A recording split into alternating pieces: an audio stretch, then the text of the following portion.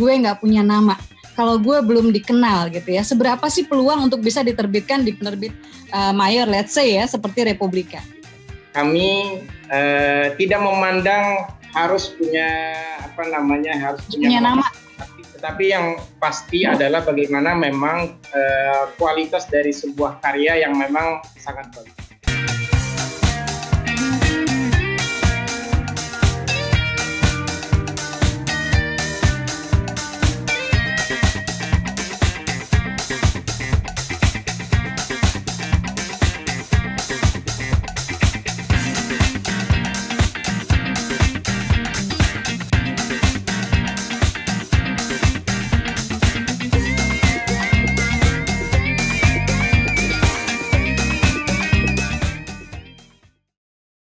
Assalamualaikum warahmatullahi wabarakatuh. Waalaikumsalam.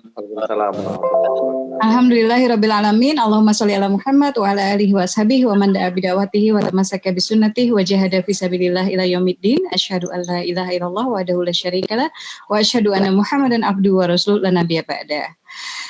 Selamat malam rekan-rekan sekalian. Alhamdulillah bertemu lagi di acaranya KBM App ya, yang belum download bisa download ya. Mudah-mudahan udah lancar ya KBM App-nya ya Tendi ya. Belajar dari bintang. Ya, belajar dari bintang, dan sebelumnya sudah hadir bersama kita Mas Hilman Hariwijaya yang selalu ingin menjadi nomor 1. Uda Fuadi ya, dengan mantra-mantranya ya di novel-novelnya.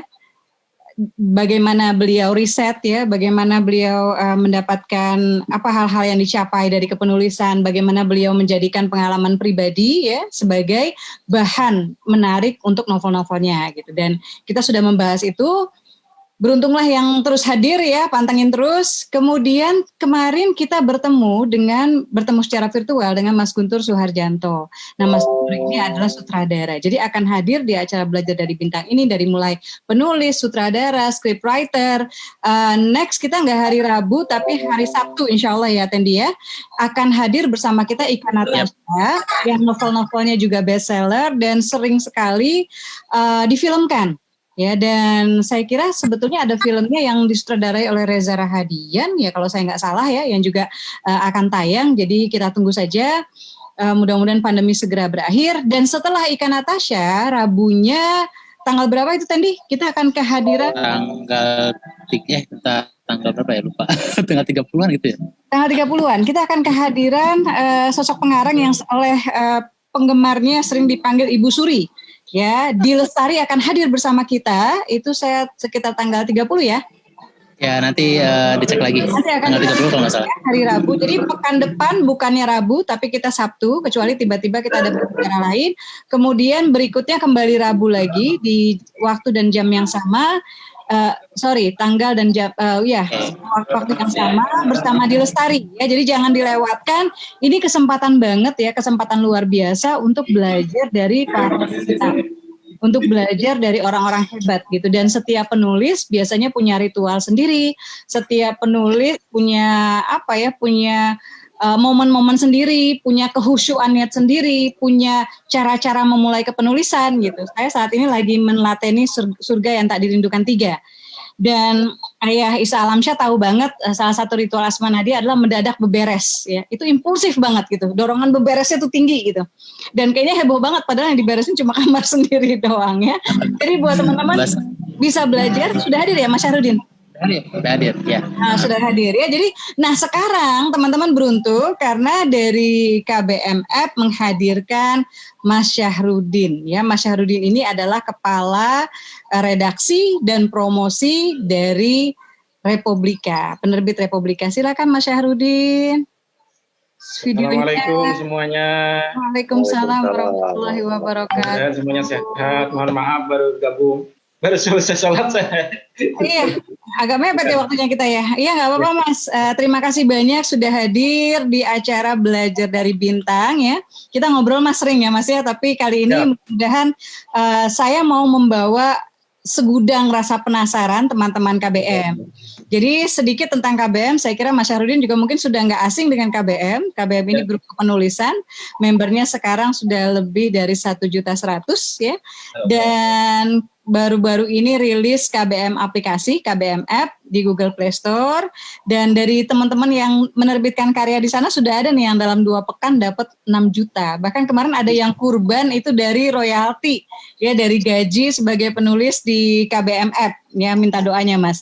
Nah langsung aja Mas, kan Republika itu banyak menerbitkan karya penulis-penulis yang punya nama ya, ada Habibur Rahman El Sirazi, ada Terelie gitu ya. Kalau Asma Nadia nggak tahu punya nama nggak ya. Jadi sangat seberapa sih?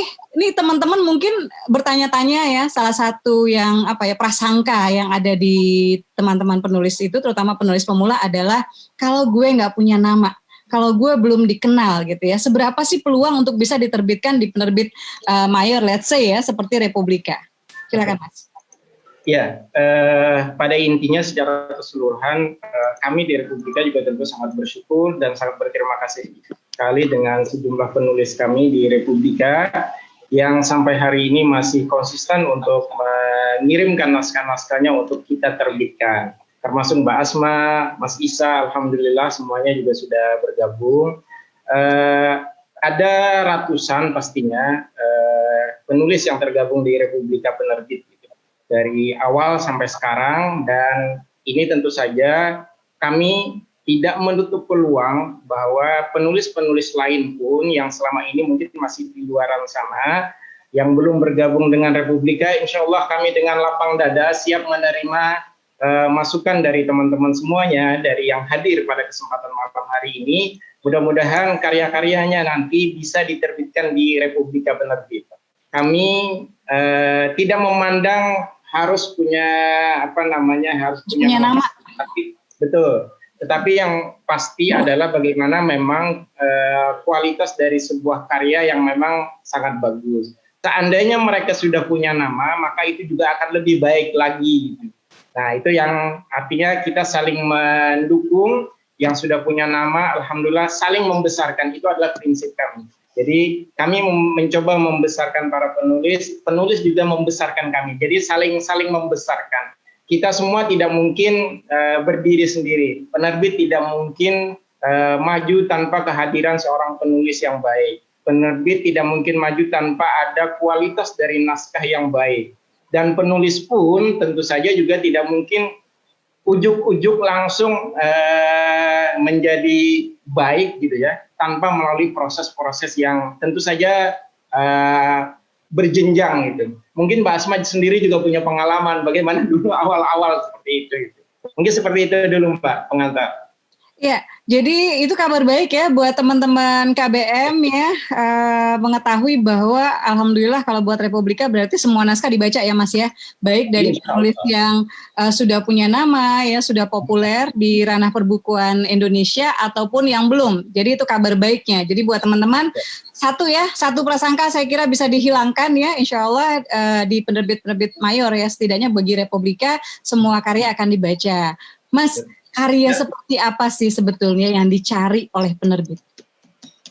Ya, tentu saja sebuah karya yang baik, yang biasanya memang kemudian diterbitkan oleh para penerbit itu adalah yang mampu memberikan inspirasi kepada pembacanya, kepada calon pembaca. Jadi ada yang mungkin naskahnya memang bagus, tetapi mungkin secara inspirasinya mungkin kurang. Contoh buku umum. Saat ini mungkin ketika orang berbicara soal buku Islam dan demokrasi, gitu. Kami menganggap kalau misalnya saat ini bicara buku Islam dan demokrasi, maksudnya judulnya ya, misalnya seperti itu mungkin sudah tidak terlalu memikat lagi dibandingkan dengan tahun 90-an. Tahun 90-an awal gitu, itu betapa luar biasanya buku Islam dan demokrasi itu begitu dicari banyak orang. Tetapi ketika sekarang partai politik yang berafiliasi pada umat Islam khususnya itu juga sudah banyak. Nah, untuk kondisi saat ini tampaknya sudah mengalami penurunan. Gitu. Artinya secara kualitas bahwa tema itu sangat luar biasa gitu.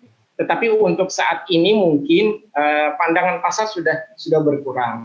Nah, tetapi ada yang mungkin naskah yang mungkin standar-standar saja, tetapi ke belakangnya nanti mungkin mereka di dalam naskah itu mampu memberikan inspirasi, memberikan pikiran-pikiran, membuat orang tertarik lebih jauh. Nah, mungkin itu yang akan lebih diminati oleh masyarakat kita. Misalnya salah satunya adalah bagaimana karyanya Mbak Asma gitu ya. Yang langsung ngambil buku, iklan lewat. Nah, Mas ada tendi ya. Biar adil Mas, biar adil karena ini ada bosnya KMO Publishing juga lewat. Nah, juga. Ya. Asik. Ya. Jadi bagaimana sebuah karya yang benar-benar memberikan inspirasi, memberikan motivasi kepada orang-orang untuk mereka juga mungkin punya andil, artinya punya cerita yang juga unik yang layak dibukukan. Jadi bisa saja yang cerita-cerita mereka yang mungkin lebih inspiratif dan itu menjadi sebuah karya yang menarik. Seperti itu, Mbak Asma. Jadi tidak mesti harus memang karya itu berasal dari pikiran secara utuh dari pribadi yang bersangkutan, tetapi bisa juga cerita dari teman yang kemudian bagaimana ketika di dalam sebuah novel diubah namanya dan lain sebagainya yang justru masuk di dalamnya sehingga itu menjadi sebuah karya yang lebih baik lagi. Oke, berarti kalau Asma boleh simpulkan idenya harus unik gitu ya. Kemudian mungkin sesuatu yang sedang happening gitu. Kayak dulu kan Islam dan demokrasi itu lagi happening gitu ya. Tapi sekarang masanya udah lewat gitu. Jadi buat teman-teman harus juga memperhatikan ya. Apa sih kira-kira ya. Coba untuk melihat apa kira-kira yang lagi menarik, yang lagi jadi pembicaraan gitu Mas ya. Kemudian yang ketiga ternyata kalau buat penerbit Republika nilai inspirasi itu dapat poin gitu. Jadi nih, kebetulan di KBM ini halo, Ade. Di KBM ini Mas ada teman-teman nih sebagian yang ini juga sih. Jadi kalau misalnya judul-judul yang agak-agak nyerempet gitu ya, yang berbau-bau pelakor apa segala macam tuh hits gitu kan gitu ya. Nah tapi sebetulnya nggak masalah sih karena saya pikir kayak di Istri Kedua juga itu kan juga ceritanya sebetulnya tentang istri kedua, ada juga tentang perempuan orang ketiga gitu kan ya. Tapi yang penting nilai inspirasinya ada gitu ya Mas ya. Kemudian judul-judul mungkin yang nggak vulgar kali ya kalau buat Republika. Kalau judul ya mungkin artinya kan bisa sambil berjalan. Artinya soal judul itu masih bisa didiskusikan, bisa diproses. Bagaimana kita kemudian bisa mendapatkan judul yang lebih menarik. Insya Allah kalau judul sebenarnya nanti bisa berjalan lah. Bagaimana nanti tektokan antara penulis dengan editornya untuk mencari judul yang lebih merangsang orang untuk lebih tertarik. Sama kayak kemarin misalnya ketika ada sejumlah testimoni yang berkaitan dengan bagaimana kelompok teman-teman yang kebetulan mereka aktif di, mungkin saya boleh nyebut nama ya, Odoj gitu, One Day One Juice gitu. Mereka punya testimoni yang sekian banyak, kemudian mereka kumpulkan mana naskah-naskah yang terbaik. Nah judulnya pada saat itu bermacam-macam gitu. Lalu kemudian kami akhirnya mengambil judul Kutemukan Cintamu. Gitu. Artinya bagaimana orang bahwa melalui Al-Quran itu mereka begitu aktifnya mereka setiap hari yang harus berjuang, kemudian setiap hari mereka meluangkan waktu untuk membaca Al-Quran. Ternyata pada saat itu mereka benar-benar akhirnya menjadi jatuh cinta kepada Al-Quran, lebih mencintai lagi. Itu diantaranya. Makanya kemudian kami kasih judul Kutemukan Cintamu. Ya berarti yang penting naskahnya bagus dulu ya teman-teman ya. Naskahnya bagus, bermanfaat buat orang lain. Kalau judul nanti bisa tektokan ya dengan redaksi. Bisa ngobrol bareng sampai menemukan format terbaik untuk bukunya nanti. Mas kalau cara ngirim nih, kayak cara ngirim ke Republika ya, ke penerbit-penerbit sekarang, ini masih harus hard copy nggak sih atau cukup lewat email aja atau gimana? Ada nggak standar misalnya font gitu ya, ukuran font, tebal halaman minimal kalau untuk novel di Republika? Oke, mungkin kalau untuk jumlah halaman, kalau untuk diterbitkan itu biasanya kami mempunyai standar minimal. Kalau untuk jumlah halaman setidak-tidaknya bukunya, ketika naskahnya nanti sudah jadi buku minimal itu adalah 200 halaman minimalnya. kenapa harus 200 halaman? Kami punya alasan. 200 halaman itu kira-kira satu jempol gitu ya. Itu sudah lumayan nanti ketika sorry Mas, tadi agak nggak jelas 200 halaman itu sama dengan apa Mas? 200 halaman ketika menjadi buku, kurang lebih satu jempol lah ya. Oh, oke. Ini contoh. Ya. Nah, kalau 200 halaman itu kan sebenarnya punggung itu menjadi terlihat. Sehingga ketika di-display di toko buku, kan tidak selamanya buku itu yang di-display itu adalah langsung pada judul gitu ya. Tetapi yang di-display justru nanti berikutnya adalah ketika sebulan, 2 bulan ketika buku itu mengalami penurunan, maka yang terlihat adalah punggung dari buku.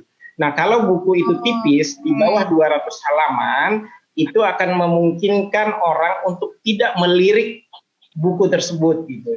Jadi kami membatasi minimal standarnya itu adalah 200 halaman ketika sudah menjadi buku gitu. Nah, kalau misalnya sudah 200 halaman, insya Allah punggung judul itu kan tertulis di punggung buku. Nah, itu akan memungkinkan orang untuk melirik dari judul yang tertuang di punggung buku. Kalau kurang dari itu sayang sekali tidak tercantum gitu. Jadi terlalu tipis juga kurang bagus. Ini Asmat ilmu baru itu, masalah satu jempol ya. Ya Tan ya? Ya, kurang lebih satu jempol setidak-tidaknya. Kita tahunya kan naskah misalnya memang nggak boleh terlalu tipis gitu kan ya. Tapi pokoknya naskah jadinya lebih kurang 200 halaman. Kalau saya nggak salah 200 halaman itu berarti naskah novelnya mungkin sekitar 120, 140. Ya, kurang lebih 120. Naskah words-nya ya ketika teman-teman mengirimkan. Kemudian kami juga tidak menentukan fontnya mau apa, lebarnya berapa, karena tadi untuk font itu kan nanti kami juga punya standar yang harus kami sesuaikan. Jadi masalah font sebenarnya tidak terlalu harus kami ini harus begini, tidak. Jadi bebas saja fontnya, mau yang jenis apa saja silahkan. Tapi tadi setidak-tidaknya ketika sudah jadi buku itu adalah minimal nanti 200 halaman gitu. Itu untuk minimalnya, supaya tadi salah satu kuncinya supaya ketika dipajang di toko buku itu menjadi terlihat punggungnya gitu. Ketika sudah mengalami masa penurunan penjualan misalnya seperti itu. Gitu. Mas, tapi tadi harus hard disk, harus hard copy-nya harus dikirimkan atau via email? Kami tidak bebas saja, boleh dengan hard copy, boleh juga dengan soft copy. Kalau hard copy itu kan artinya memungkinkan editor untuk membaca secara langsung. Tetapi juga nanti ketika misalnya tidak layak itu kan nanti akan dikembalikan. Nah, kekhawatiran beberapa penulis itu biasanya ketika mereka mau mengirimkan dengan hard copy itu khawatir tidak sampai dan lain sebagainya. Maka kami menyarankan juga silahkan saja dikirimkan melalui email, langsung saja di PDF supaya mungkin lebih susah ketika harus diolah lagi gitu. Jadi biar nggak apa-apa di PDF dulu. Nanti kalau sudah ini nih buku naskahnya kita akan terbitkan, maka nanti silahkan dikirimkan versi Word-nya. Nanti bisa kita tektokan lagi dengan penulisnya, dengan editornya. Gitu. Boleh di-spell nggak Mas? Emailnya apa nih kalau teman-teman mau kirim ke Republika? Ya. Alamat emailnya adalah silahkan dicatat kalau yang mau mengirim, redaksi@bukurepublika.id.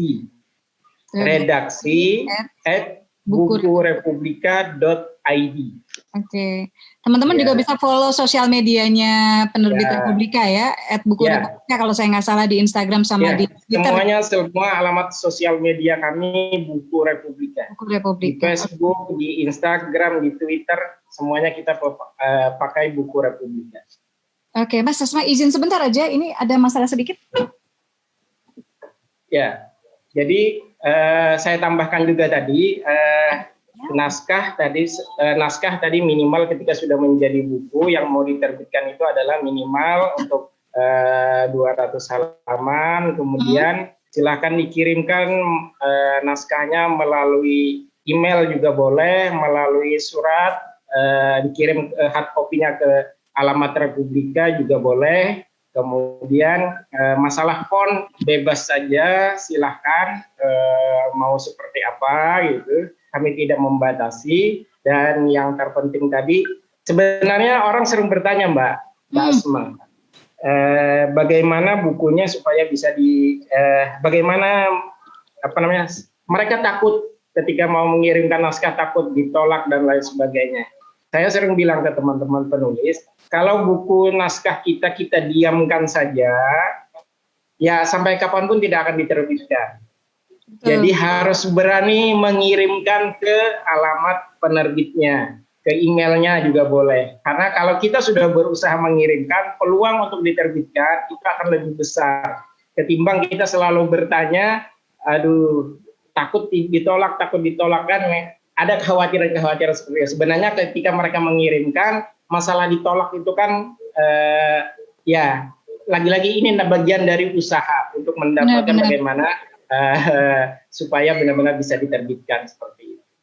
Ya, Mas, biasanya masa tunggu untuk di Republika ini teman-teman boleh ya mulai menyiapkan pertanyaan langsung. Yang muslimahnya kalau tadi belum pakai jilbab, ayo pakai jilbab biar bisa bertanya langsung ya. Beda loh kalau kita kontaknya langsung nanya ke penerbit ya. Dan berapa lama biasanya Mas waktu tunggu nih kalau di Republika nih? Jadi siap-siap dapat kabar gitu ya sekitar gimana? Ya, naskah yang masuk ke tempat kami itu kan cukup banyak ya. Setiap hari selalu ada antara 1 sampai 3 paling minim setiap hari. Nah, ketika kemudian itu terkumpul, jadi misalnya rata-rata 3 saja naskah yang kami terima setiap hari, berarti dalam setahun itu minimalnya sudah ada 1.000 naskah itu minimal. Nah, itu yang kemudian membuat kami juga harus lebih proaktif untuk membaca naskah-naskah. Naskah itu maksimal adalah 3 bulan setelah dikirimkan. Jadi maksudnya maksimal itu ada kabar ya Mas? Ya, kalau misalnya 3 bulan ada ataupun tidak ada kabar berarti naskah itu sudah pasti tertolak. Karena kalau kami harus lebih lama lagi, maka itu justru naskah-naskah yang lain pasti akan menumpuk. Kami sudah membatasi dan kami juga sudah mengingatkan teman-teman editor kami, kalau misalnya ada naskah yang masuk, pokoknya diupayakan minimalnya adalah 3 bulan. Dan yang paling cepat itu adalah bukan paling cepat, bisa antara 1 bulan atau 45 hari. Insya Allah sudah ada kabar. Kalau belum ada, tadi maksimalnya adalah 3 bulan. Setelah 3 bulan, memang tidak ada proses, tidak ada info, ya berarti kita penulis silahkan saja mau mengalihkan naskah-naskah mereka kepada penerbit yang lain. Oke, berarti 3 bulan ya buat teman-teman yang kirim karya ke Republika, masa tunggunya itu luar biasa cepat loh Mas, 3 bulan ya. Ada yang sampai setahun nggak ada kabar, ada yang sampai 4 tahun nggak ada kabar ya. Jadi 3 bulan ya. Jadi kalau 3 bulan nggak ada kabar berarti belum lolos ya Mas ya. Biasanya pemberitahuan kalau ditolak ada pemberitahuan nggak biasanya Mas? Biasanya kami kabari. Tetapi mungkin karena tadi cukup banyak ya, jadi mungkin ada yang sudah mendapatkan kabar, mungkin ada yang belum, karena tadi ketika naskah sudah banyak masuk, ya akhirnya kan prosesnya juga luar biasa. Dan sebenarnya juga ada, kami mendapatkan naskah 1-2 hari, kemudian kami ketika dapat, kemudian bisa kita cek, oh ini layak, bisa saja. 1-2 hari pun bisa sebenarnya, ketika memang kami sudah mendapatkan kualitas naskah yang ini, kita bisa memberikan informasi seperti itu, Mbak. Oke. Jadi buat teman-teman kirim karya, karena tadi Asma sepakat sih, biasanya kita tuh khawatir ya kalau belum ngirim karya tapi udah khawatir ditolak gitu. Nah, daripada khawatir ditolak, mendingan kirim aja, karena kalau kamu nggak ngirim itu pasti nggak mungkin dimuat. Tapi kalau kamu ngirim, ada kemungkinan ditolak, tapi ada kemungkinan diterima ya, Mas ya. Mas, boleh nggak sebelumnya Asma menampung pertanyaan teman-teman ya, satu nih pertanyaan dari Asma.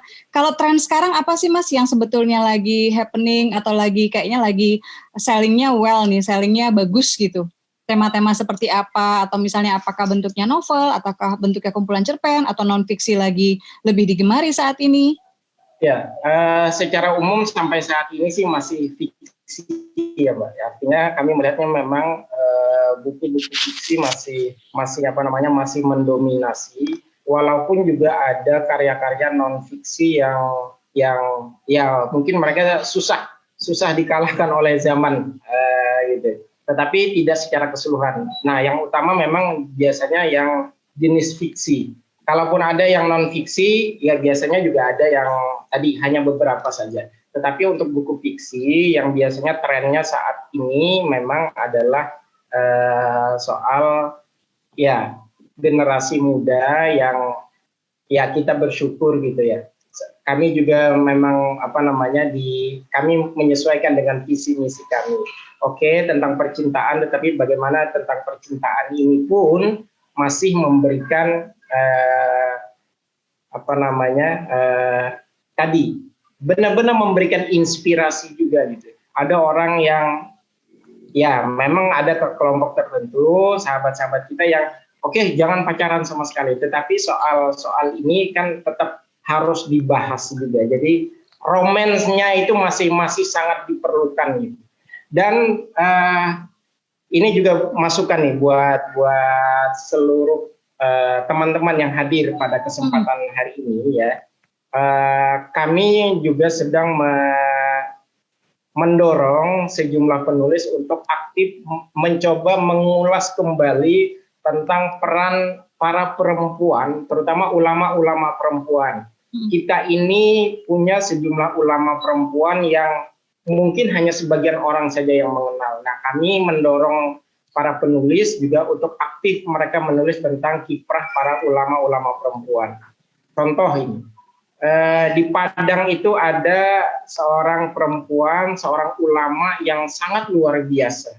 Beliau juga menguasai hafal Al-Quran, hafal Sahih Bukhari, hafal Sahih Muslim. Namanya adalah Rahma El-Sunusiyah. Ini kan juga luar biasa.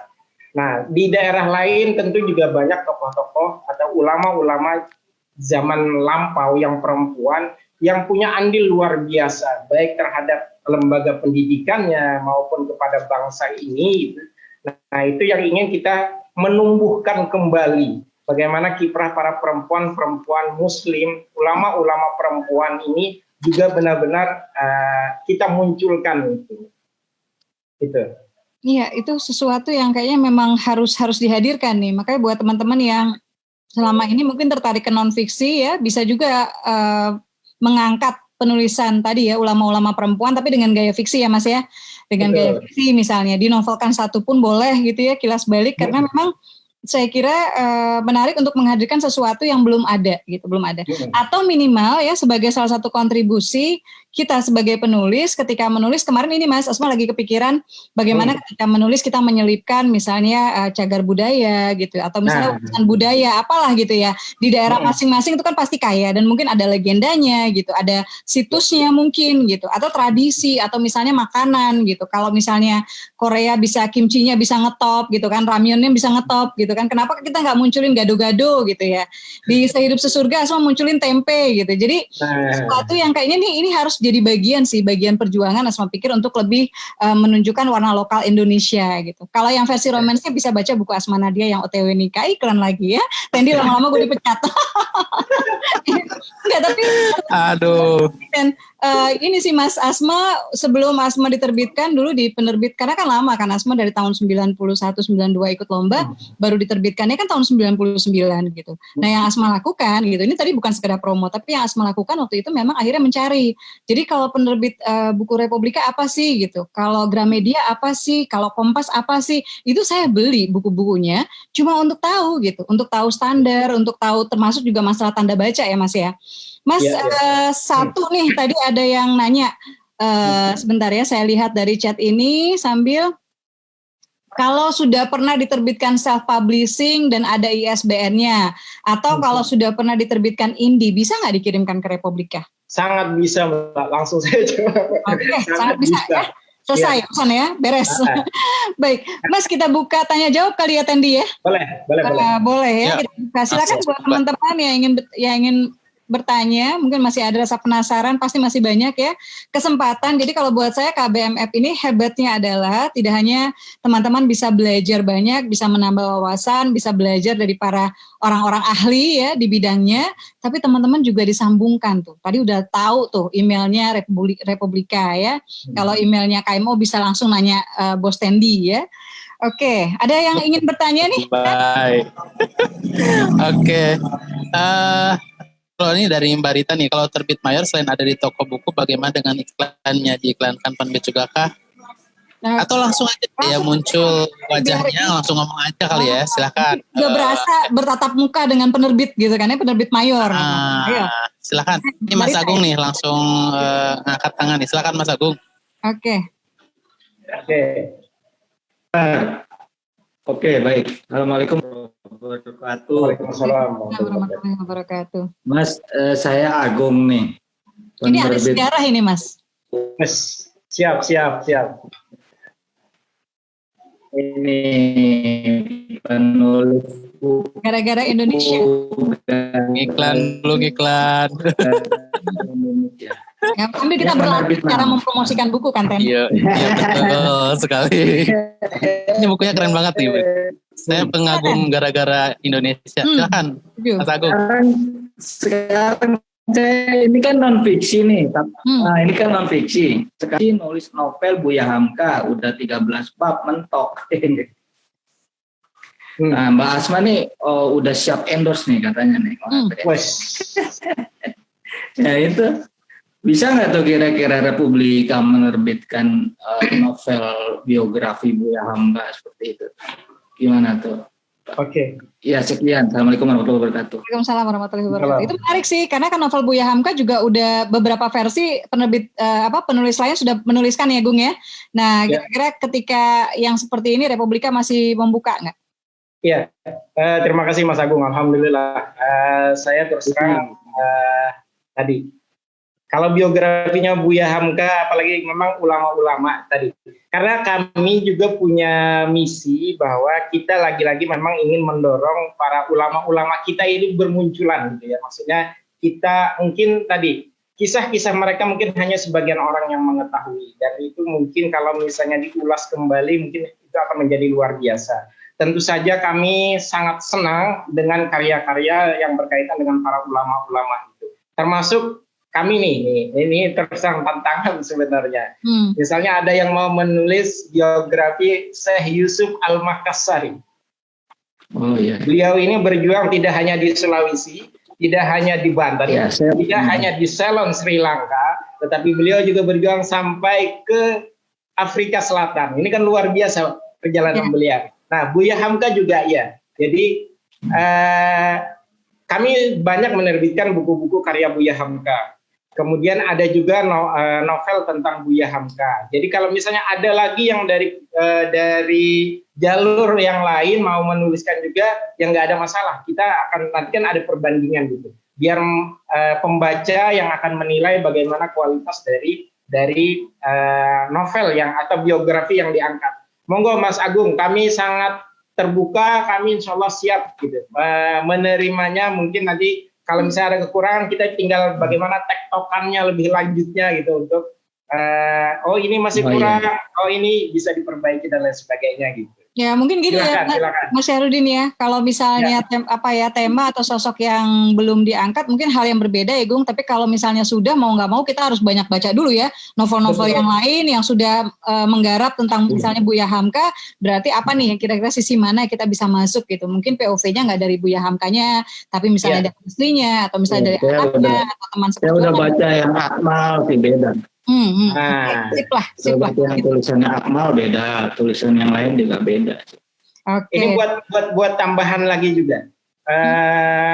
Kebetulan memang saya suka juga tentang sejarah gitu, apalagi novel sejarah juga. Saya terus terang memang ya kalau memang tadi karena sudah punya nama memang beda gitu ya. Saya mohon maaf.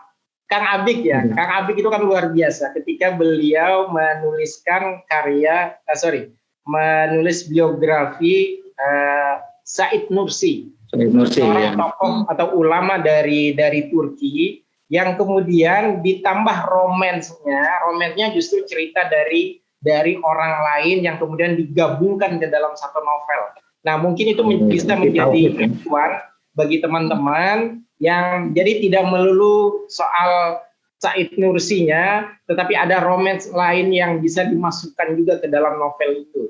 Jadi orang mengenal sosok ulama ini melalui cerita dari yang satu ini. Jadi bagaimana itu meramunya. Nah, mungkin itu yang dari sisi atau perspektif yang berbeda gitu. Iya, tantangan ya Agung ya, dan buat teman-teman nih yang penggemar sejarah ya, ini peluang besar karena saya kira penerbit Republika bukan penerbit yang sekedar menerbitkan buku laku, tapi justru mencari buku-buku yang perlu dihadirkan. Jadi silakan nih udah menjadi undangan terbuka buat teman-teman. Gitu ya Gung, thank you, sukses dengan novel angkanya. Ya, dan silakan penanya berikutnya siapa? Ada Yasmin nih. Yasmin ini subhanallah, Mas Syarudin kita udah pernah ketemu ya. Kita punya proyek waktu itu dengan Yasmin ya. Cerebral palsy. Yasmin nanya apakah boleh kisah nyata dicampur dengan imajinasi? Oke. Silakan saja. Yang penting tadi hasil imajinasinya juga benar-benar mungkin bisa diterima dengan logika, dengan secara rasional gitu ya, tidak yang mungkin terlalu imajinasi tapi juga tidak terlalu berlebihan, artinya masih terjangkau dengan secara rasional. Oh, ini bisa dimaklumi gitu. Nah, itu tetap masih bisa sangat memungkinkan gitu. Nah, kebetulan kan kita punya memang niat yang sama ya Mbak ya, bagaimana ini mungkin bisa kita umumkan juga nih di sini ya Mas, di KBMF. Boleh bisa menjadi tantangan KBMF. Waktu itu rencana kita gimana Mas?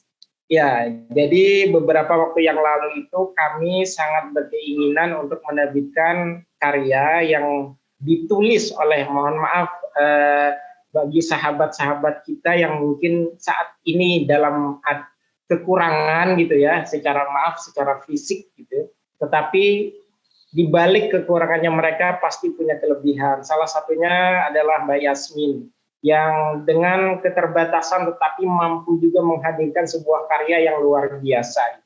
Nah, orang-orang yang kreatif seperti inilah yang benar-benar ayo kita dorong semangatnya untuk mampu berkarya menjadi lebih baik juga gitu. Bahkan juga mungkin ini bisa menjadi referensi.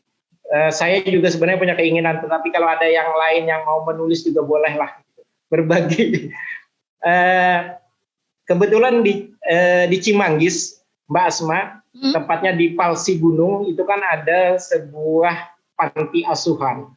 Panti asuhannya adalah panti asuhan tunaganda. Jadi di sana adalah sekelompok rekan-rekan kita yang memang mereka kekurangan secara fisik. Mereka tidak bisa beraktivitas. Tetapi keberadaan mereka itu menurut saya benar-benar menjadi inspirasi bagaimana, mohon maaf, saya suka tidak kuat kalau cerita ini.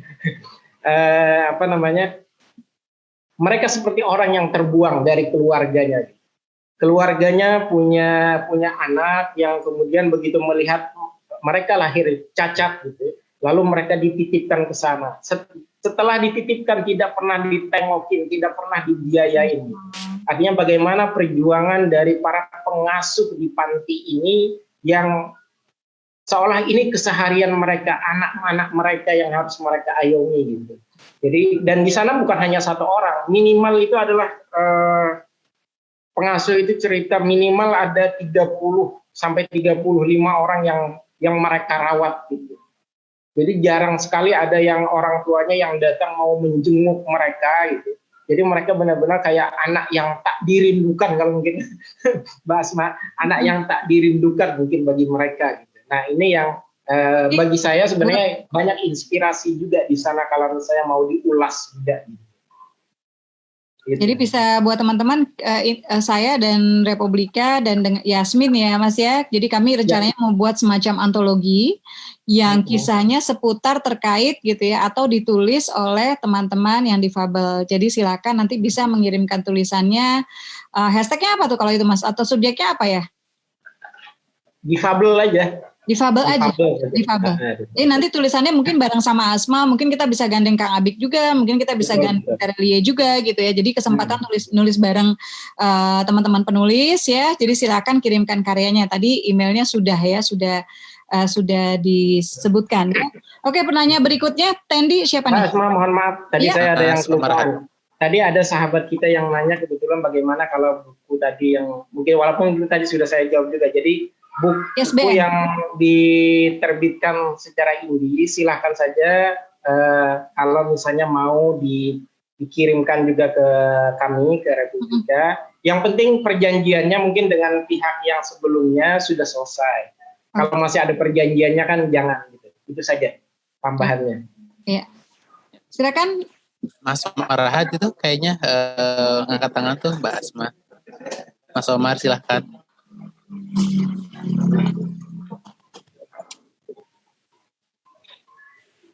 Assalamualaikum warahmatullahi wabarakatuh. Waalaikumsalam warahmatullahi wabarakatuh. Atas kesempatannya untuk kedua kali ini saya ikutan untuk Zoom. Alhamdulillah. Kan Mas Omar pertanyaannya? Oh ya, gimana sih patokan untuk menjadi buku bestseller itu naskahnya seperti itu kan? Berapa eksemplar gitu ya kira-kira tembus berapa yang disebut naskah bestseller?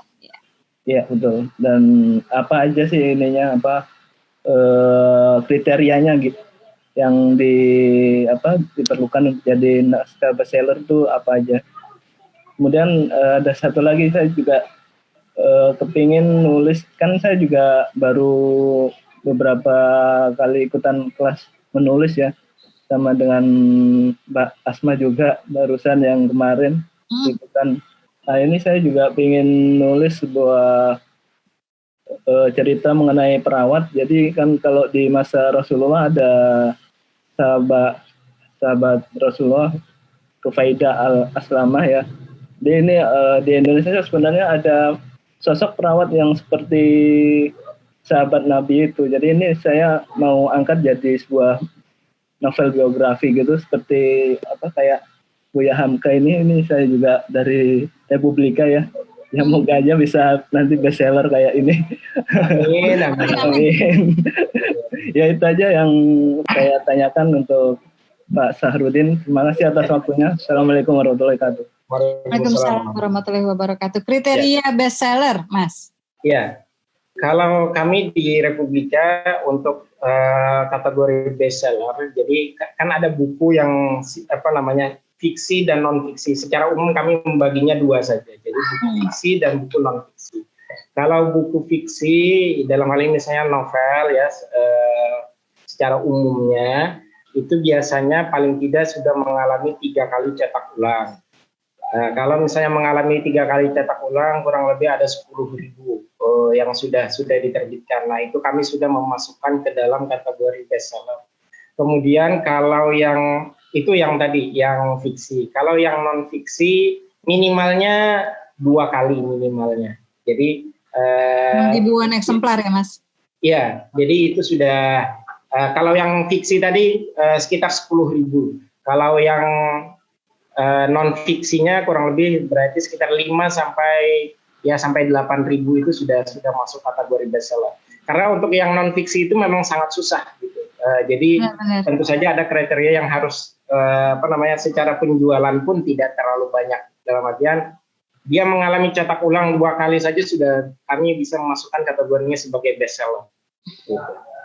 Apalagi kalau bukunya Mbak Asma kan harus belasan. Amin ya, mudah-mudahan. Oke teman-teman, semangat ya. Buat ini sih penulis tuh harus punya target. Misalnya targetnya, nerbitin buku sendiri, nyaman-nyaman aja, dapat uang juga gitu. Tapi kenapa enggak gitu? Kalau buat saya sih menerbitkan mengirim karya ke penerbit mayor dan sampai diterbitkan itu semacam sebuah pengakuan ya Mas ya, bahwa kita tuh sudah melewati satu seleksi tertentu gitu. Jadi sebaiknya jangan merasa aman, nyaman gitu ya, tapi tambah challenge-nya. Nanti kalau udah diterbitkan di penerbit mayor, tambah lagi challenge-nya gimana caranya buat bestseller. Tadi bisa nyampe 10.000 eksemplar kalau buat fiksi ya, sama kalau buat non fiksi sekitar 6.000 eksemplar gitu Mas ya. Tadi Mbak Rita nih kayaknya mau tanya nih Ten. Kemudian tadi yang terpenting juga biasanya kami mendorong para penulis ini untuk aktif juga di media sosial. Karena itu adalah bagian dari promo, saling tadi kita saling membesarkan. Kami mencoba bersama-sama dengan penulis membesarkan penulisnya, misalnya penulisnya, ayo kita sama-sama membesarkan penerbitnya. Jadi sama-sama saling tektokan gitu. Nah kalau misalnya dengan jumlah termasuk followersnya di Twitter atau di Instagram juga cukup banyak, itu akan mampu mendorong orang untuk wah ada buku bagus nih. Nah, kalau misalnya kita sendiri mungkin males-malesan gitu ya untuk mempromokan, ya kita akan susah nanti. Jadi tadi intinya adalah saling membesarkan. Karena itu menurut saya kuncinya itu. Kita harus bersama-sama. Kami tidak ingin besar sendirian dan kami juga ingin besar bersama-sama dengan penulisnya.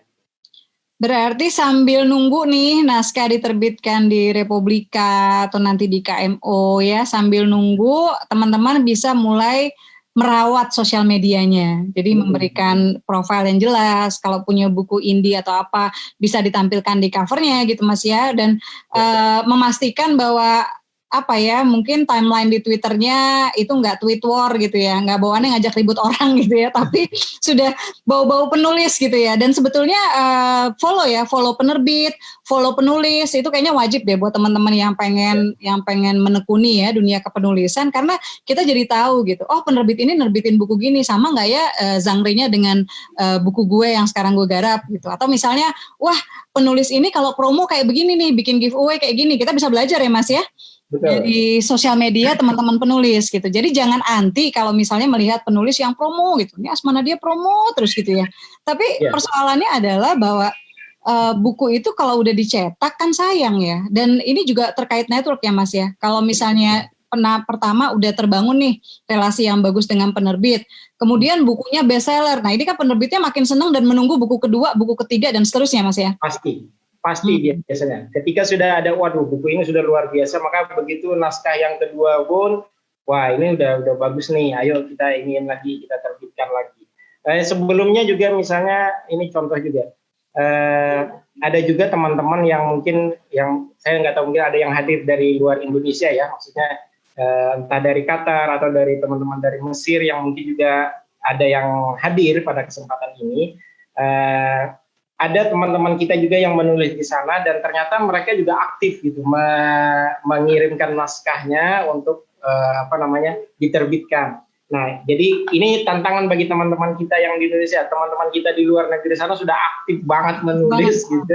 Jadi kita di sini juga harus mendorong nih sama-sama gitu. Jadi segera, pokoknya segera dikirimkan, dan kisah-kisah tentu di luar negeri berbeda dengan di sini, sehingga mereka menuliskan pengalaman di daerahnya mereka untuk diulas di dalam sebuah karyanya mereka gitu. Seperti itu. Baik Mas, ini ada beberapa pertanyaan terkait tema, tapi saya wakili jawab ya Mas, bahwa Republika terbuka dengan tema apapun, yang penting tadi gitu, inspiring. Jadi perhatikan inspirasinya, manfaatnya buat pembaca gitu. Apalagi kalau misalnya mengangkat sejarah, hal-hal yang belum banyak diangkat. Tadi Mbak Rita mungkin mau nanya ya, Tendi? Ya, Mbak Rita, silakan Mbak Rita. Kasihan nyari raise hand tadi. Iya, Assalamualaikum. Waalaikumsalam warahmatullahi wabarakatuh. Ya, gimana Mbak Rita? Udah ketemu raise hand ya katanya. Pengen nanya, kalau misalkan untuk penulis pemula, itu gimana cara penerbitnya untuk supaya si penulis pemula itu bisa terkenal, atau cara mengiklankan si bukunya itu kalau terbit di penulis maya. Oke, jadi let's say, makasih Mbak Rita. Let's say ini ya Mas ya, ada penulis pemula mengirimkan karyanya bagus, dimuat. Terus apa yang bisa dilakukan penerbit gitu kali ya? Apa yang bisa dilakukan penerbit untuk mengukuhkan nih atau mensosialisasikan buku sekaligus sosok pengarangnya? Ya. Itu tugas penerbit apa tugas si penulis sendiri atau gimana sih? Yang utama pasti tugas penerbitnya dulu. Jadi biasanya ketika sudah buku itu diterbitkan, kami kemudian membuat berbagai macam promo, baik melalui media sosial, termasuk kita juga mengiklankan produk tersebut biasanya ke media ya, baik entah di radio juga biasanya kita bikin juga gitu. Jadi beberapa hal kemudian kadang kita diundang di radio mana gitu, kemudian kita sampaikan juga tentang tema-tema atau karya-karya dari sejumlah penulis itu. Jadi kalau sudah karyanya diterbitkan di tempat kami di Republika, maka kami di Republika yang akan berupaya untuk mempromosikan bukunya termasuk penulisnya gitu. Jadi nanti diiklankan di sosial media, kemudian diiklankan juga di media massa gitu, termasuk di media kami. Jadi termasuk resensinya pun kami juga membuka, ini juga kesempatan bagi teman-teman yang lain yang mungkin hadir di sini. Kalau ada yang mungkin mau meresensi sejumlah buku, silahkan saja. Atau yang mau meresensi, saya mau meresensi bukunya Mbak Asma, bisa nggak diinikan gitu. Atau dia sudah ada satu yang kemudian dimuat, kemudian di media lain, lalu mereka mengirimkan ke kami karyanya yang sudah dimuat itu, lalu nanti kami siap mengirimkan buku yang mereka mau, apa yang mau diresensi. Kami akan kirimkan juga. Kesempatan tuh buat latihan menulis sekaligus dapat buku gratis. Iya, monggo silakan saja. Jadi nah itu juga adalah bagian dari kami yang biasanya kami juga kemudian membuat lomba resensi. Membuat lomba resensi itu adalah bagian dari upaya kami untuk mengenalkan penulisnya termasuk karyanya. Jadi ayo siapa yang mau ikutan lomba resensi buku Mbak Asma misalnya, hadiahnya sekian gitu, silakan saja gitu. Nah dari situ nanti yang jadi kita saling berupaya untuk mempromokan para penulisnya juga, dan tentu saja harapan kami penulisnya pun juga bantu, ayo kita promokan juga dari buku saya ada di penerbit ini, ayo promokan juga penerbitnya gitu. Oke ya, Mas, sorry, ini ada ini juga nih, kalau misalnya pas kita mengirimkan karya, ngirimin ke lebih dari satu penerbit itu etis nggak sih? Boleh nggak sih? Ini, jadi nggak mau rugi pengarangnya, nggak mau rugi waktu. Iya, ini kan yang sebenarnya, mohon maaf, ini terlarang sekali bagi penulis. Ini sangat terlarang bagi penulis. Jadi kalau punya satu naskah, kemudian dia mengirimkan ke dua penerbit, tema yang sama, judul yang sama. Kebetulan misalnya judulnya bagus, naskahnya bagus, lalu diterbitkan oleh dua medianya. Kira-kira siapa yang mau bertanggung jawab? Kira-kira. Tapi kalau dia begitu dihubungin, terus dia ngubungin penerbit yang satunya, dia tarik naskahnya, bisa nggak, Mas?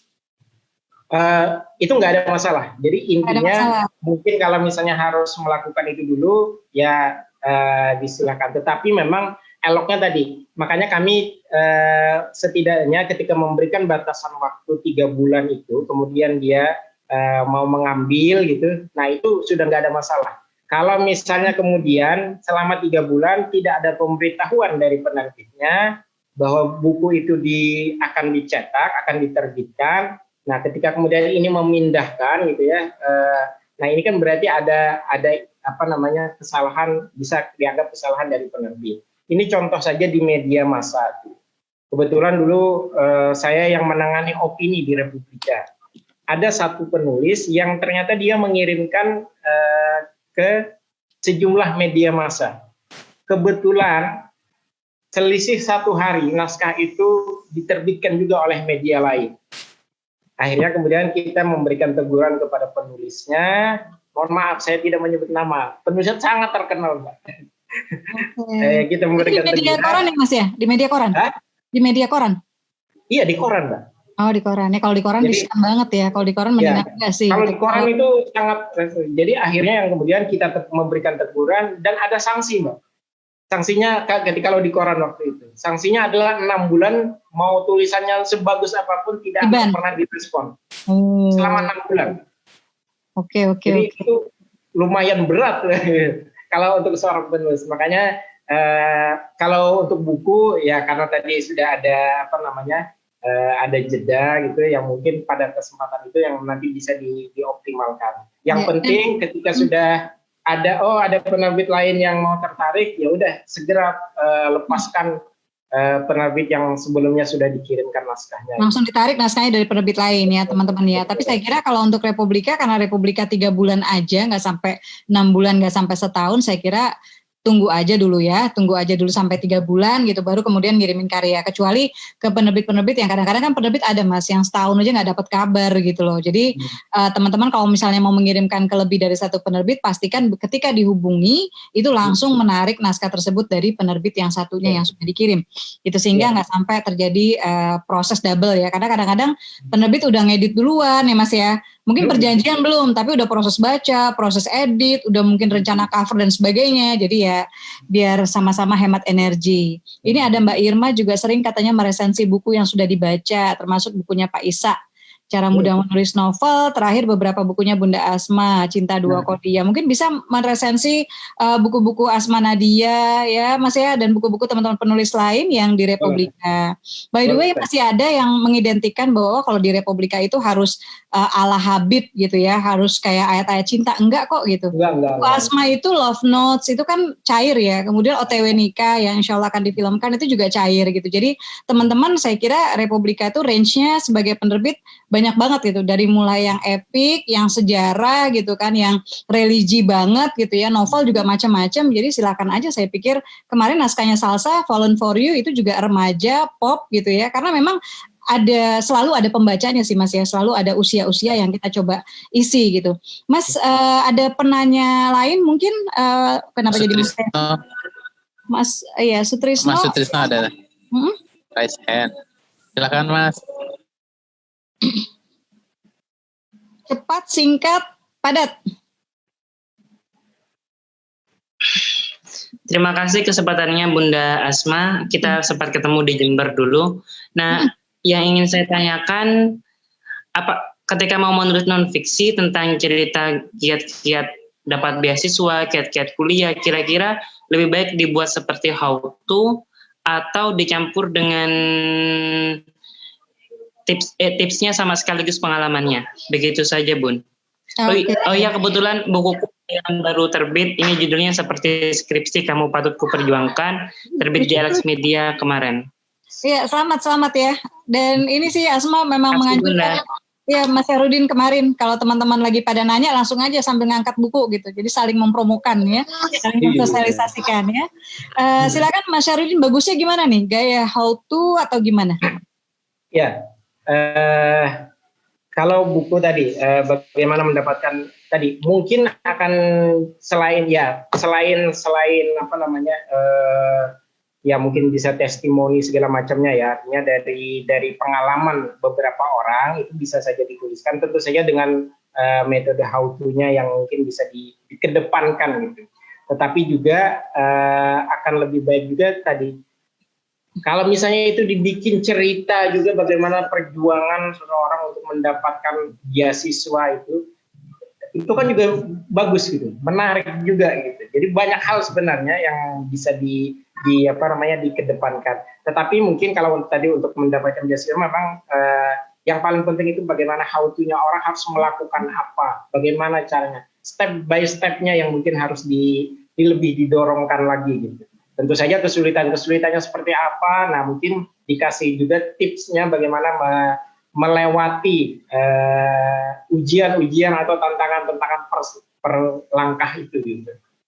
Iya, alternatif gado-gado juga bisa ya Mas ya. Jadi kayak misalnya di Love Notes, Asma bikin itu kan Love Notes itu kamus asmara ya untuk seluruh masalah cintamu gitu, kamus lengkap. Jadi dari mulai buka aib masa muda gitu ya, jadi yang bentuknya pengalaman, kemudian yang how to-nya ada gitu ya, kemudian yang perenungannya ada gitu. Jadi bisa juga gado-gado gitu. Tapi mungkin dicari hal-hal yang kira-kira apakah bentuknya novel segala macam relevan ya Mas ya. Yang kira-kira orang merasa terkait banget nih, kayak urusan skripsi, kok tadi jadi skripsi, urusan kamu layak diperjuangkan ya, seperti skripsi gitu. Jadi yang kira-kira orang relate. Mas, kita lihat ya Mas ya. Telat dikit nggak apa-apa Mas ya, tambahan waktu 5 menit ya. Saya santai saja. Siap. Tendi ada pertanyaan lagi. Dari Mbak Seli. Silakan Mbak Seli Nora Prilia. Silakan Mbak. Ya, silakan Mbak Seli. Baik, terima kasih. Bismillahirrahmanirrahim. Assalamualaikum warahmatullahi wabarakatuh. Waalaikumsalam warahmatullahi wabarakatuh. Ya, dari SMA Negeri 1 Cianjur, izin bertanya, apakah buku-buku tentang mengejar impian atau misalnya yang bentuknya itu novel masih menarik untuk diterima, dan kebaruan apa yang harus dihadirkan? Apakah harus dicampur dengan romance? Selanjutnya, apakah buku puisi juga diterima dan buku puisi yang bertema apa? Terima kasih. Wassalamualaikum warahmatullahi wabarakatuh. Waalaikumsalam warahmatullahi wabarakatuh. Saya suka nih sama Sally karena nanyanya langsung cepat ya. Silakan Mas Syahrudin. Singkat dan padat sekali. Iya. Ya. Jadi bisa dapat 2 dia. Buku yang tadi untuk mengejar impian misalnya, atau yang bertema bagaimana seseorang berupaya untuk mengejar impiannya. Perjuangan itu kan memang banyak orang yang juga ingin melakukan, dan tentu saja langkah-langkah ketika mengejar sebuah impian yang terbaik itu yang biasanya bagaimana perjuangan itu yang bisa kita lukiskan, bisa kita tuliskan gitu. Nah, buku-buku yang seperti ini terus terang sangat kami nantikan sebenarnya. Bagaimana orang berupaya mengejar yang terbaik, mengejar hasil yang terbaik gitu. Tentu tadi dengan langkah-langkah perjuangan, tantangan-tantangan yang cukup banyak gitu. Kemudian kebaruan apa tadi? Kebaruannya adalah bagaimana tadi ketika misalnya kita sudah ada langkah-langkahnya, mungkin sama dengan orang. Nah, ini yang tadi kita bisa mengubahnya misalnya dengan memberikan alternatif lain. Bisa saja ketika nanti sudah dijadikan novel, tetapi dari ceritanya, dari perspektif yang lain yang harus dimunculkan gitu. Sehingga ketika nanti orang melihat dari sini, oh ini kan sudah ada, sama dengan ini dong. Artinya, nah itu yang mungkin perlu dicari bagaimana perspektif dari yang lainnya untuk dimunculkan juga. Gitu. Kemudian kebetulan juga ini banyak juga yang nanya soal puisi. Memang kami tidak banyak menerbitkan puisi, mohon maaf banget. Ada buku puisi, tetapi memang tidak banyak gitu ya, sangat terbatas. Intinya silahkan saja kalau memang mau mengirimkan, kami nanti akan melihat bagaimana nanti puisi dari atau yang ditulis oleh teman-teman. Tetapi memang mohon maaf, peluang di tempat kami memang sangat sedikit. Di Republika sangat sedikit sekali kalau untuk puisi. Ada tapi jumlahnya sangat sedikit dibandingkan dengan novel, buku-buku agama gitu ya, seperti itu. Gitu. Baik, satu penanya lagi mungkin ya Tendi ya. Saya punya pertanyaan penulis nanti buat Mas Syahrudin, dan saya kira penting buat teman-teman KBM ya, komunitas bisa menulis. Tapi sebelumnya satu penanya lagi, siapa kira-kira Ten? Sutrisno udah belum ya? Sutrisno udah, Mbak Asa Janati silakan. Oh siapa? Mbak Asa dulu tadi. Assalamualaikum Bunda. Waalaikumsalam warahmatullahi wabarakatuh. Ya, saya mau bertanya nih, apakah penerbit Republika itu juga membuka untuk penulis yang baru muncul, baru belajar menulis, misalnya nulis novel gitu, atau memang sudah khusus untuk penulis yang sudah lama, sudah punya nama gitu. Dan kalau memang ada untuk pendatang, pertanyaannya, apakah ada masukan khusus untuk penulis pendatang itu, kriteria yang cocok untuk dikirimkan karyanya ke penerbit? Oke, Mbak Asa sebetulnya tadi sudah dijawab, mungkin agak terlambat bergabung ya.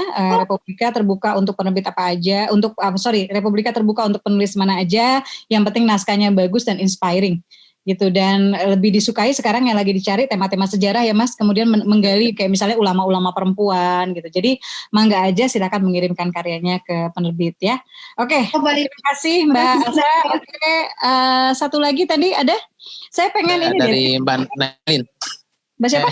Mbak Nailin. Mbak atau Mas Nik? Mbak Nailin silakan. Jangan marah sama aku ya, karena Asma udah nyebut-nyebut Mbak Fitri tapi tendinya nggak ngasih tuh. Oh. Soalnya ada Raisen. Oke, yang Raisen. Oke, silakan. Ya, Assalamualaikum warahmatullahi wabarakatuh. Waalaikumsalam warahmatullahi wabarakatuh. Silakan. Ya, ini aku ada novel yang pengen sekali saya diterbitkan di Republika. Nah, yang saya mau tanyakan tuh seberapa penting sih self-editing untuk bisa diterima di Republika. Jadi kan ada beberapa penulis mungkin tulisannya itu bagus banget dan viral, tapi mungkin dari cara atau teknik penulisannya itu masih banyak salah. Dan dia tidak memiliki ilmu untuk self-editing. Oke, lanjut langsung Mas Syahrudin. Terima kasih Mbak. Jadi kalau misalnya saya cerita dulu, biasanya memang teman-teman itu seringkali kebingungan mau meletak ini harus alinea baru atau tidak gitu. Ini titik komanya di mana gitu. Nah, ini yang juga kita harus perhatikan kenapa tata bahasanya juga memang harus penting.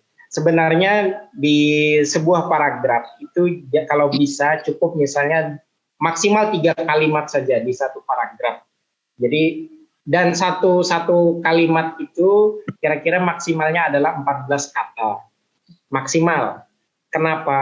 Karena kalau semakin panjang itu akan membuat orang akan kesulitan bernafas dan lain sebagainya. Makanya kenapa kita perlu kita harus berani, pribadi kita harus berani memberikan tanda baca, titik komanya itu di mana. Saya harus mau ngasih koma di sini, ya enggak apa-apa.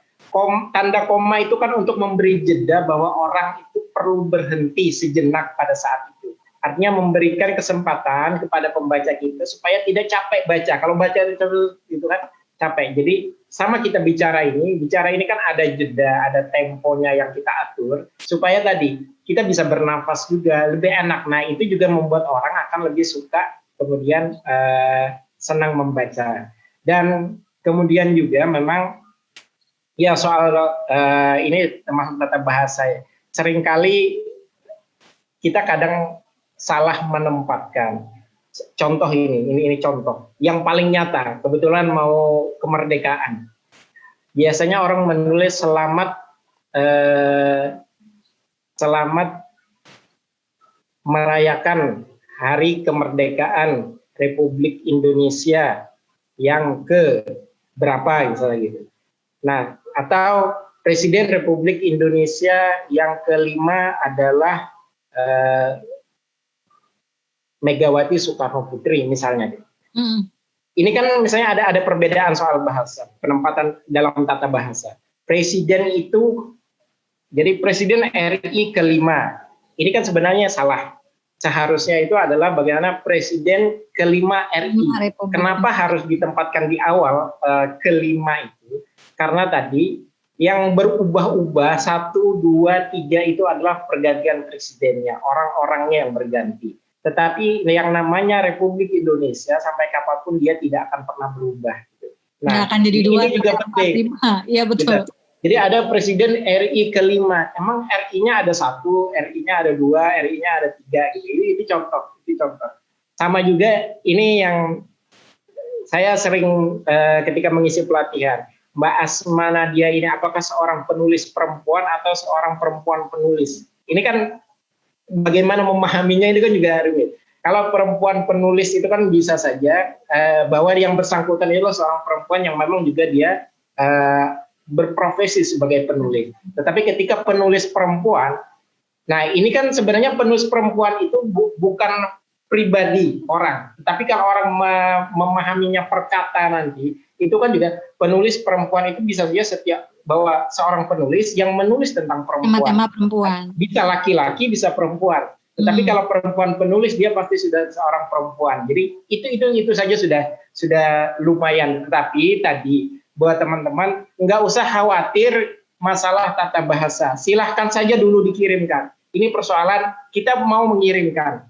Masalah kemudian nanti koreksi itu nanti biarkan saja, percayakan saja kepada editor. Walaupun juga tidak 100% editor itu benar-benar bersih dari kesalahan, typo dan lain sebagainya gitu.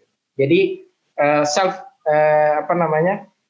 editing itu juga penting. Jadi kalau misalnya di awal sudah harus dilakukan, monggo saja gitu. Dan pesan dari Pak atau Mas Muhammad Fauzil Azim, kalau bisa memang ini pentingnya self editing. Jangan biarkan editor mengubah tulisan kamu. Jangan biarkan editor mengubah tulisan. Artinya apa? Bahwa tulisan kita memang di awal sudah bagus.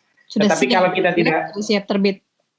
Iya, nah itu yang juga harus dikembangkan gitu. Itu Mbak Asma silakan. Baik, Mas, terakhir nih pertanyaan Asma. Sebetulnya sejauh ini ya, kayak Mas Syahrudin kan juga mengedit kan ya, juga editor juga gitu kan, dan sudah pengalaman banget gitu. Kesalahan-kesalahan seperti apa sih yang dilihat atau ditemukan gitu pada naskah-naskah yang dikirimkan? Jadi ini bisa jadi buat teman-teman KBM ya, bisa mulai dari sekarang udah bikin list nih gitu, agar kesalahan-kesalahan yang biasa ditemukan oleh editor gitu, oleh redaksi gitu, mudah-mudahan nggak ada di naskah kita ketika kita mengirimkan ke penerbit. Ya. Yang pertama pasti misalnya typo itu kebetulan kalau ya saya juga masih punya kelemahan gitu. Tapi ketika saya mengedit typo itu sudah, karena mungkin sudah lama gitu ya, jadi setiap saya baca sesuatu itu kadang-kadang sudah pasti biasanya ada gitu. Itu satu. Tetapi itu mungkin nanti masih bisa dikoreksi. Yang berikutnya itu adalah memang kadang-kadang tadi kalimat itu terlalu panjang. Kalimat itu terlalu panjang yang membuat seseorang itu penulis pembaca kita itu tadi. Bagaimana di sini sebenarnya keberanian kita menempatkan tanda baca itu. Jadi jangan panjang-panjang ketika membuat kalimat. Maksimal satu kalimat itu adalah 14 kata, itu sudah sangat-sangat panjang gitu. Okay. Kalau bisa yang paling ideal itu adalah 11 kata. Kenapa dengan 11 kata? Jadi satu kalimat itu kira-kira misalnya satu nafas gitu. Nah, kalau misalnya lebih panjang tadi, bagaimana keberanian kita menempatkan tanda baca gitu. Itu yang perlu juga kita perhatikan. Yang berikutnya adalah ini namanya selain tata bahasa gitu. Harus ada kejelasan tadi. Kalau bisa per kalimat itu jelas maksudnya ke arah mana gitu.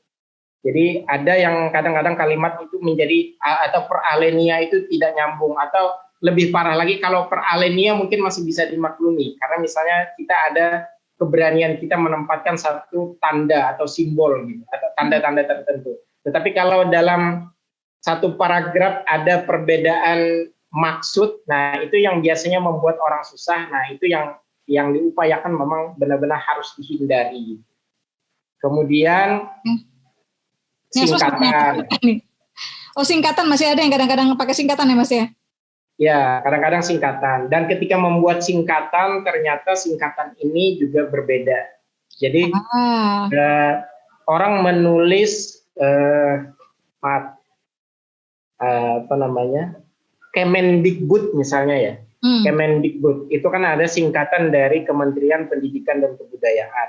Tetapi kalau Kementerian Pendidikan dan Kebudayaan sebaiknya ditulis di awal, kemudian Kemendikbudnya baru di dalam kurung. Jangan Kemendikbud Kemendikbud duluan baru dalam kurung Kementerian Pendidikan dan Kebudayaan. Itu sebenarnya secara bahasanya tidak pas. Itu satu. Kedua, tadi masih soal singkatan. Kemendikbud itu semuanya huruf kecil, kecuali tadi di awal di awal kata itu ya. Kalau misalnya ada, ini contoh nih, IKAPI itu kan singkatan. Artinya apa ya istilahnya? Ikatan Penerbit Indonesia. Nah, secara otomatis dia tidak bisa huruf besar semua. Jadi yang besarnya adalah hanya di awalnya saja gitu. Kenapa? Karena akan berbeda dengan BKKBN. BKKBN semuanya itu adalah awal dari kata yang singkatan gitu. Badan Koordinasi Keluarga Berencana Nasional gitu. Nah, itu semuanya huruf besar gitu. Tetapi ketika misalnya IKAPI tidak bisa ditulis huruf besar semua. Kenapa? Karena tadi Ikatan Penerbit, jadi tidak nyambung. Harusnya kalau mau besar semua adalah IP. Itu contoh. Itu contoh saja buat teman-teman. Ya. Dan ini buat teman-teman, ini tadi ada yang berdoa nih, mulai pada berdoa, berharap ada naskahku yang berjudul dengan Republika. Amin. Amin. Terus Sally nanya, adakah waktu tertentu untuk boleh dan tidak mengirimkan naskah? Jangan mengirimkan naskah ketika belum ditulis ya Mas ya. Ya. Kalau bisa lebih baik sudah lengkap ya, jadi sudah full. Masuk dengan biodata ya Mas ya. Kalau biodata biodata lebih bagus lagi. Tapi misalnya gini, ada orang yang mengirimkan naskah ke Republika, tetapi naskah yang dikirim ini masih setengah. Masih saya mau lanjutin lagi nih. Gitu. Belum nah selesai. Ini kan nanti itu. Kenapa Mbak?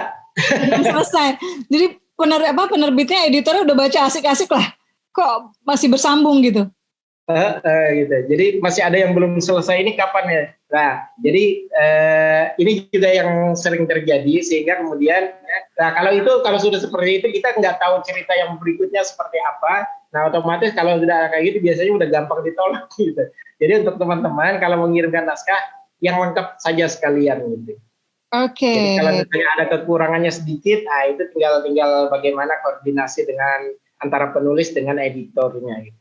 Iya, Mas, ini Mbak Fitri tadi ada nanya tapi mungkin nggak raise hand ya. Apakah boleh menerbitkan bersedia menerbitkan naskah yang latar belakangnya luar negeri 100%? Misal tentang pengungsi di negara-negara korban perang. Saya kira berpotensi aja ya Mas ya, bagus malah. Sangat. Kalau ada yang bisa mengangkat ini. Kemudian ini saya tambahkan juga. Kemarin itu ada, mungkin saya nggak tahu apakah ada yang bergabung di sini, namanya Didai ya. Kebetulan di Qatar, dia menulis tentang bagaimana perjuangan masyarakat Indonesia yang ada di Qatar. Nah itu kan juga bisa dituliskan. Termasuk ada pengalaman yang penulis lain dulu sebelumnya namanya Fuad Abdurrahman. Dia menulis tentang pengalaman dia ketika dia bekerja di luar negeri. Ya tentu saja dengan ada hal-hal tertentu yang memang dia tidak publikasikan, kemudian ada hal yang memang perlu diketahui oleh masyarakat secara umum, ya dia masukkan gitu. Artinya kita sangat terbuka sekali dengan pengalaman dari di luar negeri itu. Jadi itu untuk jawaban untuk siapa tadi namanya Mbak Fitri ya. Iya Mbak Fitri. Mas Syarudin, sebelum ditutup nih, kenapa naskah ditolak Republika? Pertama tadi sudah tidak lengkap. Kedua memang soal layak jual juga. Jadi yang nggak layak jual itu gimana? Visi-misi yang terkadang memang tidak sesuai dengan visi-misi gitu. Dari sebuah penerbit. Nah, teman-teman juga perlu mengenali visi-misi tiap penerbit ya. Ya. Jadi kalau di tempat kami di Republika kira-kira harus mengirimkannya seperti apa gitu. Nah, itu yang perlu diperhatikan juga visi-misinya biar tidak salah. Yang berikutnya, kenapa naskah itu ditolak juga tadi? Kalau misalnya memang kita belum mengenal siapa-siapa, tetapi naskah itu memang tidak inspiratif banget, nah itu juga biasanya sudah gampang ditolak. Makanya naskah itu ada yang dalam satu hari kalau bisa, ini sudah kita tidak perlu teruskan, memang tidak layak, itu bisa saja langsung. Tetapi tadi memang lagi-lagi naskah itu seperti makalah gitu. Naskah seperti makalah, mohon maaf banget, yang harus ada pendahuluan, latar belakang dan lain sebagainya gitu. Jadi kalau bisa naskah yang dikirimkan itulah naskah yang dibuat dalam tulisan populer gitu. Saya mungkin kalau misalnya saya jadi promosi juga ini Mbak, buku saya gitu. Bukunya bukunya lagi di belakang. Baik. Sehat dengan wudhu misalnya ya. Sehat dengan wudhu. Kita ini kan semuanya sudah tahu tentang wudhu gitu. Nah, saya tidak mungkin menuliskan dalam format seperti buku-buku umum yang harus ada latar belakang, kemudian bab 1 ini, bab 2 ini, bab 3 tentang ini. Tetapi saya menuliskannya justru yang harusnya di bab 5 saya taruh di bab 1 dan lain sebagainya. Bagaimana saya harus berani mengubah itu. Saya tidak menempatkan tadi rukun wudhu itu harus di bab 1. Syarat-syarat wudhu tidak saya tuliskan di awal, tetapi saya mencantumkan itu di belakang. Karena kalau itu sudah saya tempatkan di depan, orang sudah tidak akan mau lagi membacanya. Kenapa? Karena mereka sudah tahu. Paling tidak nanti mereka akan tinggal lompat-lompat saja bacanya. Tetapi kalau di awalnya saja sudah memang menarik bahwa wudhu itu sehat dan lain sebagainya, nah disitulah nanti biasanya orang yang tadi soal rukun wudhu, syarat wudhu, nanti dia bisa mengikuti saja belakangannya. Jadi ini lagi-lagi keberanian kita mengubah sesuatu yang selama ini mungkin sudah menjadi pakem, tetapi kita buat lagi menjadi lebih populer. Yang bagaimana itu sebagai pintu awal mengetuk hati penerbitnya, mengetuk hati pembaca kita juga gitu. Jadi tidak yang harus dengan rukun wudhu ini satu. Ya, gitu. jadi jangan menghadirkan seperti biasa buku-buku yang udah ada di pasaran gitu ya Mas ya. Betul, Dan betul. tadi teman-teman kalau bingung, tadi Mas Syahrudin bilang kenali ya visi misi penerbit, dan cara paling mudah mengenali visi misi penerbit adalah sebetulnya dengan membaca buku-buku yang dikeluarkan, dirilis oleh penerbit itu. Itu cara paling mudah. Beli beragam buku ya, pelajari gitu kan, sebelum kemudian kayaknya kelemahan kita tuh kita jarang belajar, saya kira teman-teman penulis. Kalau ngelihat dari Fuadi ya, bagaimana sebelum jadi penulis itu belajar dulu gitu ya, cari semua buku apa segala macam. Saya kira ini juga bagian yang bisa diproses oleh teman-teman yang ingin bukunya diterbitkan penerbit mayor. Pelajari visi misi penerbit, caranya dengan membeli buku-bukunya, kemudian lihat tema-tema apa yang mereka hadirkan, dan dengan pendekatan-pendekatan yang seperti apa gitu, non fiksi seperti apa, fiksinya seperti apa. Saya kira gitu ya Mas ya. Oke. Terima kasih banyak Mas Syahrudin, bincang-bincangnya ini lumayan banget ya, kupas tuntas. Kayaknya teman-teman banyak pasti unek-unek yang sudah terbongkar ya, terurai ya. Maka saatnya masukan tadi dari Mas Syahrudin ya dikoreksi, diperbaiki, diaplikasikan ke naskah yang saat ini sedang dikerjakan sebelum kemudian dikirimkan ke penerbit. Jangan mengirimkan naskah yang kamu tahu bolongnya tuh banyak banget gitu loh. Jadi jangan jadi penulis malas ya. Dan saya terima kasih banyak Mas Syahrudin. Buat saya Republika itu salah satu, saya pernah diterbitkan di Kompas, pernah diterbitkan di Gramedia, pernah diterbitkan di Mizan dan yang lain-lain, tapi buat saya sejauh ini Republika itu selain KMO ya Tendi ya, Republika itu termasuk yang paling nyaman ya, paling memberikan rasa nyaman. Kenapa? Editornya tuh mendampingi gitu loh, mendampingi. Dan kayak Asma kan kadang-kadang idenya tuh suka 24/7 ya Mas ya, suka tiba-tiba jam berapa gitu. Mbak Andri tuh nggak pernah komplain ya. Dan subhanallah ya, udah dipertemukan dengan Mbak Andri. Jadi dari buku pertama sampai buku yang Asma nggak tahu nih ke-6 atau keberapa yang di Republika, itu editornya satu editor. Dan saya pikir ini bagus sih Mas diterapkan oleh penerbit-penerbit lain, karena jadi tahu gitu kan ya, jadi tahu kira-kira kekurangan, jadi terbiasa lah gitu editornya dengan si penulisnya, gaya dan kekurangan dan kelebihannya gitu. Jadi itu. Oke, saya kira itu yang bisa kita kupas ya dari bincang kita ya, dari penerbit. Sudah hadir ya Mas Syahrudin, tadi alamat emailnya juga sudah ada, sudah di-share di chat, di Zoom. Silakan ya buat teman-teman yang di Facebook ya, terima kasih juga telah menyertai. Jangan lupa pekan depan itu kita ada Ika Natasha, setelahnya ada di Lestari. Gabung terus dan sebaiknya join di Zoom karena lebih dekat dan terasa seperti interaksi langsung. Mas Syahrudin berkenan kita foto bareng ya Mas ya sebelum boleh. Tutup. Oke, silakan. Bro Tendi atau siapa nih yang iniin? Yang Bro Bahru, silakan Bro. Bahru. Ya silakan untuk semua peserta ya, bisa dihidupkan kameranya. Mana orangnya ini? Yang ngomong belum hidupin kameranya. Salam literasi. Oke. Hitungan 3 ya. Oke. 1, sebentar ini Mas belum pada nyala ya. Dinyalain dulu semuanya videonya. Yuk dinyalakan dulu videonya untuk kenang-kenangan. Oke siap, 1, 2, 3. Oke sebentar, ada di halaman berikutnya lagi. Halaman berikutnya nanti bila bingung yang mana ini. Oke siap, di halaman 2, 1, 2, 3. Satu halaman lagi, tetap standby. Copy paste senyumnya. Yuk halaman terakhir, 1, 2, 3. Oke. Baik, terima kasih Bro Bahru, Mas Tendi. Terima kasih banyak. Terima kasih banyak. Terima kasih buat semua. Sampai bertemu di acara Belajar dari Bintang berikutnya. Mas Syahrudin, thank you. Asma pamit, kita sama-sama pamit. Assalamualaikum warahmatullahi wabarakatuh. Salam, izin dikeluarkan dari Zoom ya. Kalau ada yang kurang berkenan ya. Sama-sama Mas. Terima kasih Mas Syahrudin.